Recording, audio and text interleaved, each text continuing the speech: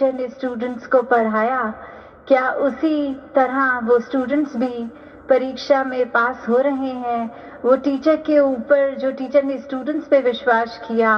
वही सबक को एक सच्चाई मान के क्या स्टूडेंट्स भी वो रेसिप्रोकेट कर रहे हैं? और अगर इसको दूसरे नज़रिए से भी देखे जाएँ, तो शायद टीचर्स को पहले ही पता होता है कि कौन-सा स्टूडेंट अच्छी तरह परफ़ॉर्म करेगा और कौन नहीं करेगा। तो वहाँ बात ये विश्वास ना होने की भी आती है कि अगर विश्वास पता है एक किसी बालक पे नहीं है,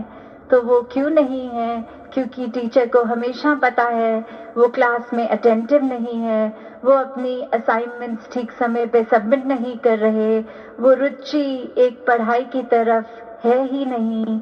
तो उससे एक एंटिसिपेशन एक टीचर की भी बन जाती है कि चाहे अपनी तरफ से तो एक जैसा, एक समान ही हर एक को सबक दिया, पर कैसे हर एक ने उसको परसीव अपनी-अपनी सहूलत से, अपनी-अपनी इंटेंशन से, अपने एक क्षमता के अनुसार करा है। तो उसी प्रकार अगर हम ये देखें कि ये परमात्मा तो हमें इतना हर पल दयाल होके सब कुछ देता जा रहा है, हर पल में इतनी रहमतें हैं, तो हम उसको किस तरह वो रहमतों को अपने अंदर सोख कर रहे हैं, अपने अंदर वो बसने दे रहे हैं। दासी ने एक जगह कहीं पढ़ा कि एक कोट की तरह लिखा हुआ था कि एक भक्त की अरदास होती है शुक्राना और तुम्हारी शिकायत, कि अगर हम एक भक्त को देखें कि किस तरह भक्त ने तो हर श्वास में अगर अरदास भी करनी है परमात्मा से, तो इस तरह ही करनी है कि जो है बहुत अच्छा है, बहुत अच्छा किया है। और उस यही पैरामीटर होता है कि पहचानने का, चाहे देखने में सब इंसान हैं, पर अंदर भक्त कौन है? भक्त वही जो कभी परमात्मा को कोसता नहीं, भक्त वही जो कभी ये नहीं मानता कि परमात्मा ने कुछ भी अधूरा दिया है। भक्त हमेशा संतुष्ट होता है। भक्त ने तो हमेशा एक अपने आप को इस परमात्मा में उस तरह फ्लोट करते हुए एहसास करना है कि इसी के रंग में रंगे हैं, जिस रंग रखे वो ही रंग अच्छा। ये परमात्मा के हाथ हम कठपुतली समान है, चाहे हमारे अनुसार वो आबादी की तरफ हम सोच रहे हैं कि हम प्रफुल्लित हो रहे हैं, या एक आबाद और बर्बाद वाली बात। तो किस तरह एक हम अगर सच्चे भक्त हैं, तो फिर मन में ऐसा होगा ही नहीं कि कहीं परमात्मा को हम उस नज़रिए से देखें कि कुछ एक जिस पे विश्वास टूटने वाली बात आए, क्योंकि ये विश्वास भी अगर टूट रहा है तो उसका कारण हम ही हैं। अक्सर हम ऐसे भी कर लेते हैं कि सोच लेते हैं कि क्यों ना परमात्मा का ही टेस्ट लिया जाए, और अपनी सिचुएशन के अकॉर्डिंगली मन में ही धारणा बना लेते हैं कि यदि हम ये करेंगे और एज अ रिजल्ट ये होगा, तो परमात्मा है, तो परमात्मा सच्चा है। जहाँ हम आस्था रखते हैं वो एक सच्चा दर है। पर अगर ऐसा नहीं, तो उसी समय वो एक नास्तिक की अवस्था को अपना लेते हैं। तो कैसे एक हर बार हम जब ये सोचेंगे कि परमात्मा का हमने टेस्ट लेना है और परमात्मा ने हमारे अनुसार वो रिजल्ट्स देने हैं, तो हम खुद ही देख लें कि हम भक्ति से तो कोसों दूर हैं ही, पर साथ में किस तरह हम अपने ऊपर भी वो विश्वास अभी नहीं कर पा रहे। हम एक ब्रॉडर पर्सपेक्टिव देख ही नहीं पा रहे। हम अपने छोटे वो तंग दिल्ली में ही फंसे हुए हैं। तो आनंद की अवस्था से तो हम अभी बहुत ही दूर हैं। मन में हमारे कुछ भी हो, अगर हम एक उसकी बात करते हैं कि कोई खाली जगह जब हम देखें और एक भरपूर जगह के जीवन में हमारे अंदर कितनी अच्छाइयाँ या एक सामने वाले की कितनी ही ज़्यादा अच्छाइयाँ दिख रही हैं, पर अपने जीवन में एक चीज़ की इच्छा जो हम रख रहे हैं और वो ही चीज़ अगर नहीं है, तो हमारा नज़रिया उस पे नहीं जाता कि क्या-क्या है हमारे पास, पर उस पे जाता है कि क्या नहीं है।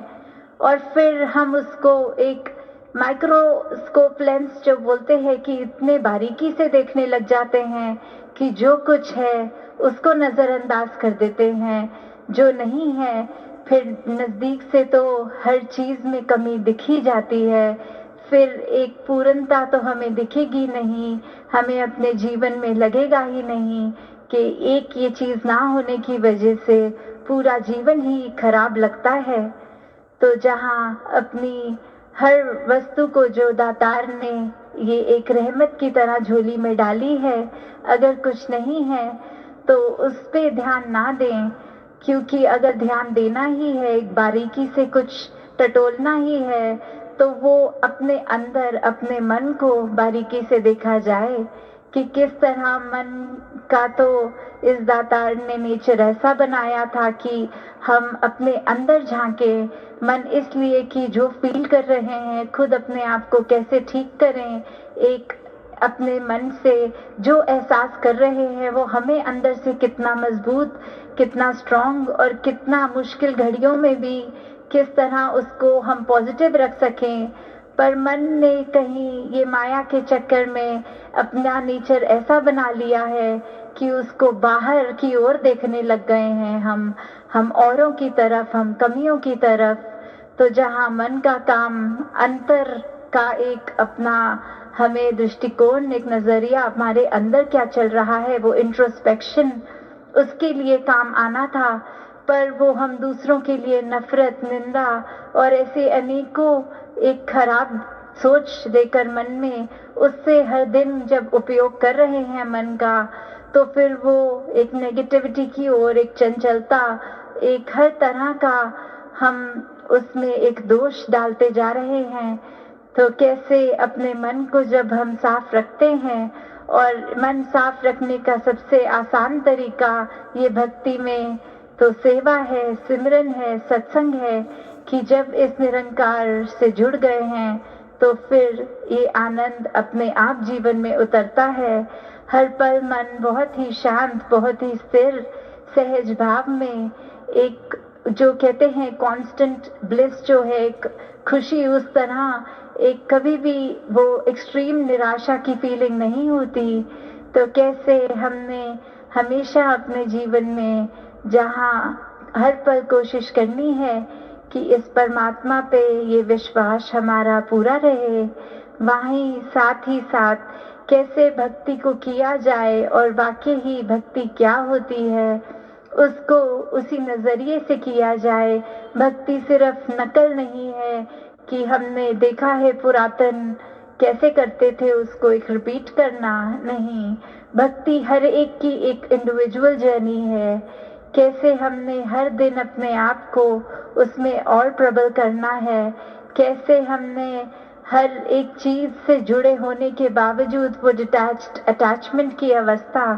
कि कुछ है तो उसका तो मजा उस समय लेना है, कुछ नहीं तो फिर अपने मन को उदास नहीं करना।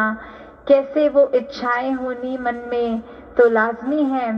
पर वो इच्छाओं की पूर्ति ना होने से मन को फिर एक पतन की ओर ले जाना, एक मन पे बहुत बड़े बोझ बना के रखने।